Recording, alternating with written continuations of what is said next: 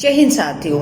Madras high court के बाद Mumbai high court ने भी तबलीगी जमात के ऊपर जितनी भी एफआईआर हुई थी उन्हें ये कहते हुए रद्द कर दिया है कि तबलीगी जमात को बलि का बकरा बनाया गया, राजनीति के तहत उन्हें बदनाम किया गया और देश भर में उनके ऊपर एफआईआर करवाई गई। और हमें भूलना नहीं चाहिए, सबसे पहला मामला भारत की राजधानी दिल्ली के निजामुद्दीन में जो तबलीगी जमात के लोग इकट्ठे हुए थे उन पर एफआईआर करवाने का आदेश दिल्ली के मुख्यमंत्री श्री अरविंद केजरीवाल जी ने दिया था।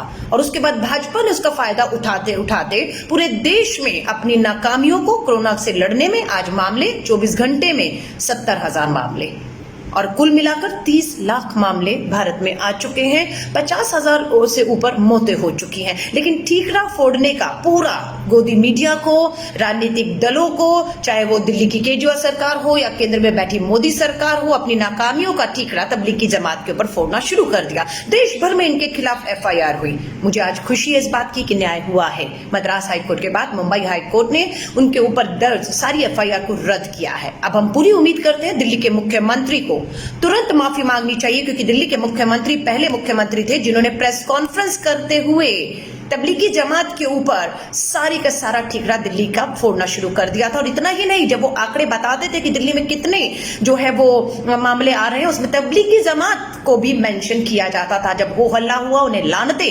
आपको केजरीवाल सरकार को भेजी गई, तब उन्होंने ये हरकत करना बंद किया कि तबलीगी जमात के मामलों को लिखना बंद किया। वरना उससे पहले वो बिल्कुल संघ भाजपा आरएसएस की चालों में खेल रहे थे।